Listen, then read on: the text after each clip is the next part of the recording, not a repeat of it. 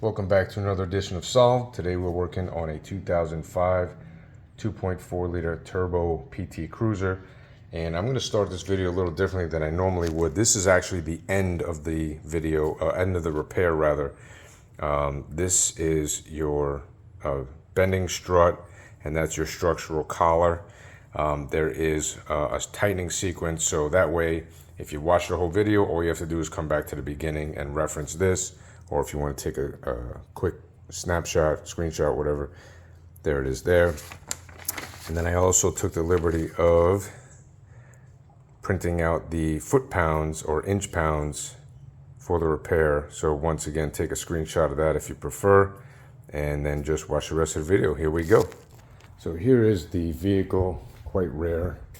I haven't seen another one like this in this good condition. Only 85,000 original miles on it, almost 20 years old. I also want to mention that, again, this is a turbo. I did look online to see if there was any reference videos, and I didn't find any. Well, I found one sort of a turbo, but the engine was already out. Anyway, the air box is different. You have the intercooler tube here, it's different than a non-turbo. Also, you want to look at the 8th character of your VIN number, as there are at least 6 or 7 different engine combinations for this vehicle. Make sure you get the right part. I don't think the starter makes a difference, but it's important to get it right. This VIN happens to be the number 8. There are 3 other different turbo engines. I think 8th character was a B, an E, or an S. And then there were a few non-turbo engines. So just want to let you know that the airbox is totally different. So we're going to disconnect the battery here. Obviously, you can see I did some testing, and we're going to remove this, and we're going to continue on. Now this, I just want to point out also, if you have a Pwr Ratchet, that's very helpful. You got your first 10mm or flathead blade screwdriver here. You're going to loosen that up so that way you can take the top of this off. Comes off easy. Place that off to the side. Take your air filter out. Good time to check it. The way that you check the cleanliness of an air filter is, you can already see it. You hold it up to the sun. If you can see light through it, then it's clean and ready to go. We continue being used. If it's slightly dirty, don't worry about it. Slightly dirty filters operate better than clean filters. Don't know why, but that's the way it's always been. Then we remove the bottom of the air box, exposing the area here. Now you can have access to your battery, which I believe is a 10mm. As you can see, the negative is an 11. Somebody must have replaced that at some point. Okay, so right down here is the 13mm bolt. This is the battery hold down clamp. There is no bolt on this side. You just simply remove that one right there. Grab yourself a long extension. Continuing long extension with a 13mm. And then you simply remove the bar out of the way. Just a good tip here. Some people like it, some people don't. I recommend wherever you get the bolt from, put it back to where it was, so that way you can't lose it, misplace it, or say, hey, where is it? Swinging the battery hold down bar just off to the side. Now we can remove the battery. This is the battery hold down right here. It says something about adding spacers. I've never had to do that. And then you got the battery. Let's pull it. By the way to pull it out is to lift slightly, turn it, and then negotiate your way out. Now you have the battery out of the vehicle. Now, unlike the turbo models, this is not bolted down, as you can see, but you do have 2 clips here. Little rusted, so let's get those off. 9 out of 10 times when you see something rusted, you want to spray lubricant on it. Whoa. Sorry about that. And sorry, back to our regularly scheduled programming. So you just lift that off, lift that off. Yep, comes right up. This is a snap-on hook tool. Tray comes out, and now you have a similar exposure to a non-turbo vehicle. And there is your starter, right there. See with the red cap there. So now we're gonna go underneath. I already jacked it up. And I only jacked up to one side because you have plenty of room. You don't need to have 2 wheels on the ground, and it's safer. Now remember that piece of paper that I showed in the beginning of the video, that's for these nuts and such. We're going to be removing those nuts, the intercooler tube, so we can disconnect that and get the starter out. I believe on the turbo models, the starter comes out from underneath. All right, so first things first, I'm going to try and get it out from the top this time. I've done it from underneath. So this is an 8mm hose right there. You can use that hook tool to get behind the hose over here to loosen up the seal. Then you have this grommet here.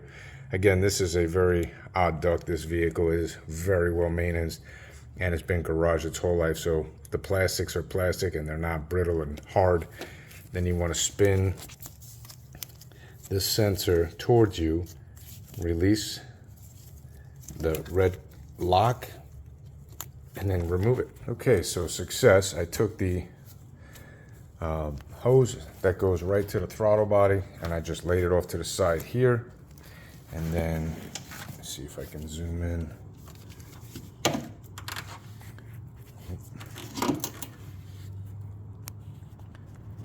That is your bolt right there. That's a little bit better light. That's your bolt right there. Should be a 15mm. Okay, so there again, you see it on the ratchet. Now I'm using not the power ratchet because you don't use a power ratchet to break it loose. Use a regular ratchet and then you can either continue doing this or use the power ratchet to complete the bolt removal. Okay, so now the bolt is out. I happen to put it there because you have spots here for the air box. Again, just don't want to make sure you don't lose it. It's not going anywhere right there. Now we're gonna try to attack that from underneath to get the bottom bolt. This might take a little while. Actually, I'm gonna remove the battery terminal right there. It is a 13mm, either a long handled ratchet or a extended reach power ratchet. Okay, there is a small chance I might have found us a shortcut. That is the bolt right there, 15mm. Remember those instructions in the beginning? We might be able to ignore that. I'm going to put a deep 15mm on that socket, that little bugger. Yeah, there you go. You can kind of see it now. And there is no movement for a ratchet, so as much as I don't like to, I'm going to do a power ratchet. But the way I'm going to do it is the socket is going to be on the power ratchet, and then I'm going to fire it up as if it were to get a running start, so that way it can break it loose and hopefully remove the bolt. And then we'll see what happens if it still has to come out at the bottom, or maybe we could sneak it out of the top. So I left the socket on there so you could see it.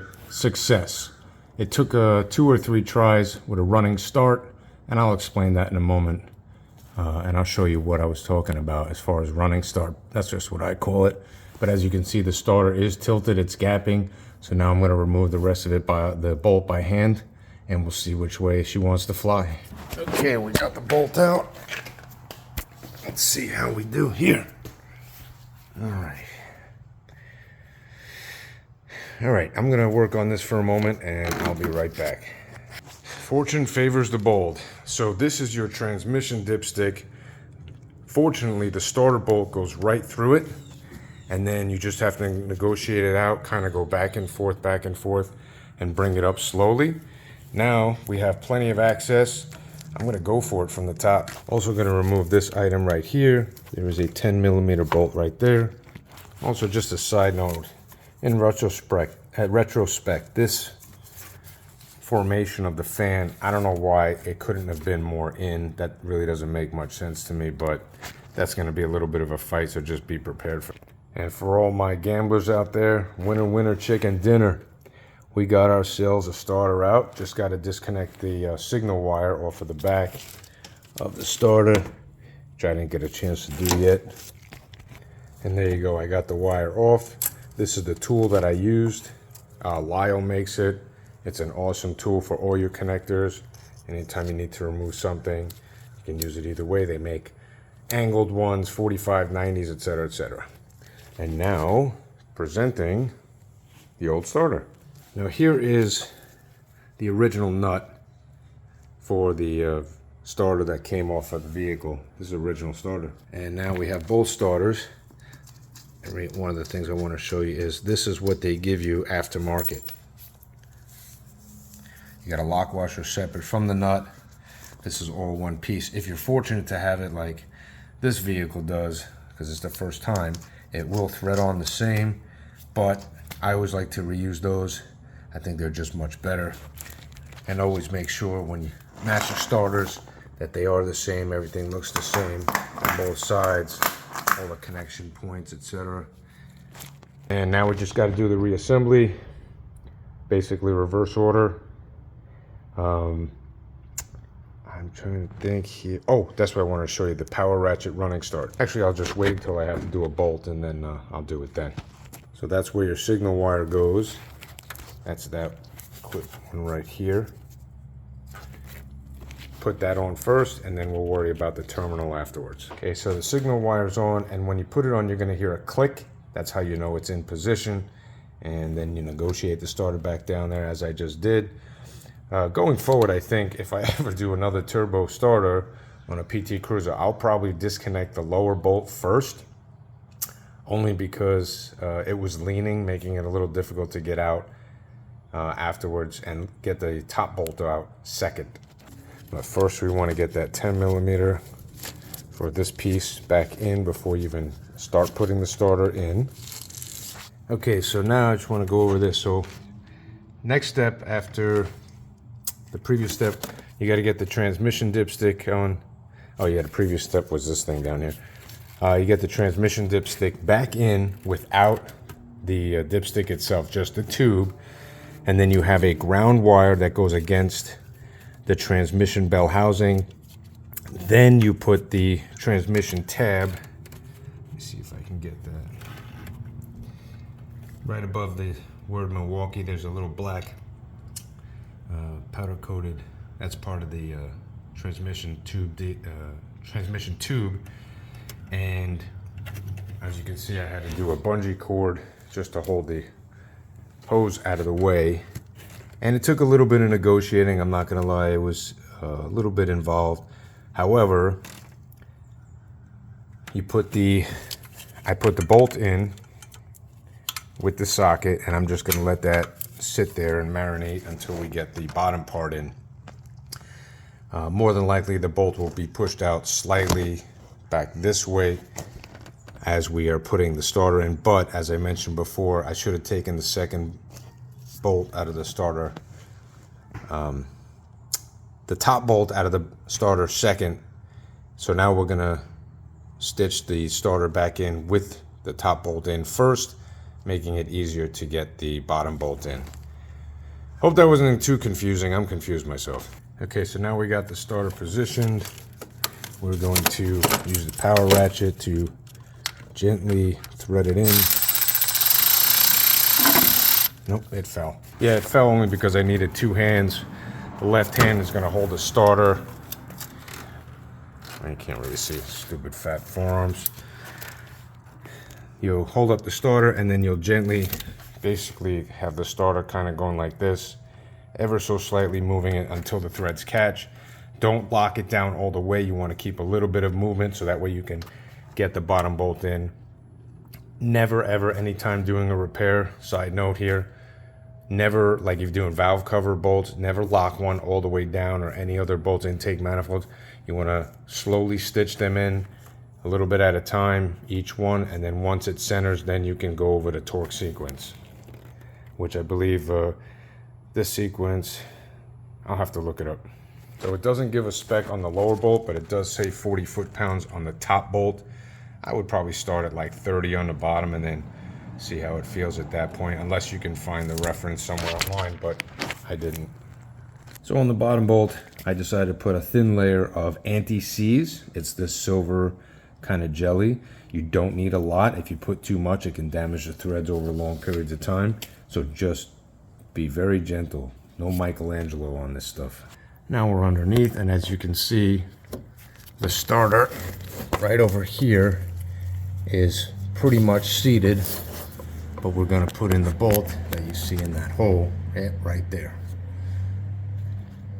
Okay, so you remember that super silly long extension I used earlier? Well, it's coming in handy a second time.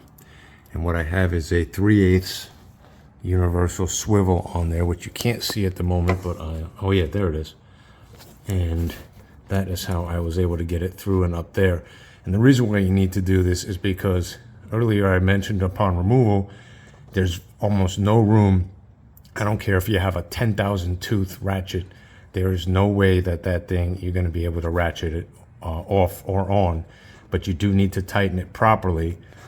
And when using a long extension like this, don't even bother using a torque wrench, because you're gonna lose so much torque because of the long extension. You're gonna lose so much energy that it won't even tighten right. So just give it the old German measurement, good and tight.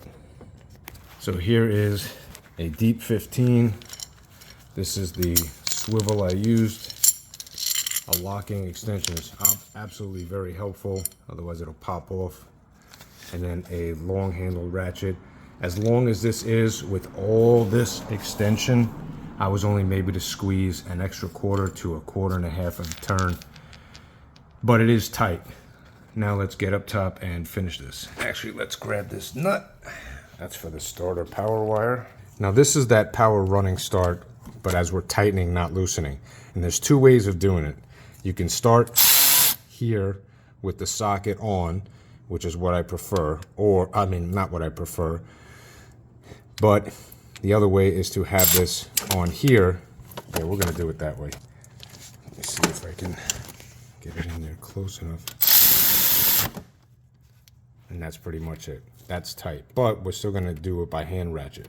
Just rephrasing that, it wasn't a hand ratchet. This was the 40 foot-pounds with a torque wrench. You tighten that up, and now we're gonna put the power wire on the starter. So we actually have two wires that go on the power. This red one goes on first, and then this one that says fusible link on it, I should say fuse link wire, that goes on second, and then the nut finally. So red wire, this wire, nut. Okay, so now you see the red wire on the left, then you see the fusible link wire on the right here, and now we're gonna put the nut on. As you can see, I have a small ratchet, which I'll show you when I'm done. And you can also take it off this way. Originally, when I took it off, I went through here, but as you can see, there's a stubby ratchet that fits through there, and it makes quick use and ease. And that's it right there. I happen to have a quarter drive on one side and a 1/2 inch on the other. Phenomenal tool. Okay, once you've reattached that, you want to tighten down your 8mm with either a socket or a flathead blade screwdriver. Click that, put this hose on. Also, you might have seen that this nipple is exposed. It's just, there's no hose on it, but it's closed off inside the valve cover. So you don't have to worry about it, nothing goes to that. So I'm gonna end the video over here because I'm gonna run to the store and get a new battery for the customer. This one's pretty old, and gotta look for that corrosive stuff. That's no good. That means the top is leaking out, the terminal either cracked or it has some kind of issue going on. Always check with the place you get it from. This one's from AutoZone. It still may be under warranty. They have phenomenal warranties with AutoZone, so usually they work with you if they can. Whatever's in their parameters. So this is it. I'm gonna go to the store and get a new battery, and then after you put the battery in, remember you have this very funky looking battery hold down. It has a hook right there which goes underneath there. Then you have your bolt over here, which we set in there again. Connect your terminals. If you need to replace them, now's a good time. Clean them up, put some protective jelly or those pads on it. Is always a good idea. Don't forget you have this. Again, I've never had to use any spacers, but it says to, but I looked into it. They don't even sell them anymore. Air filter, if yours is dirty, change it out. This is a good time to do it, and that's it. If you have any questions about the video or any comments, please feel free to leave them in the video. I'll get to answer them as soon as I can. Appreciate you watching this today, and like, subscribe, and follow. Have a great rest of your day, and we'll see you in the next video.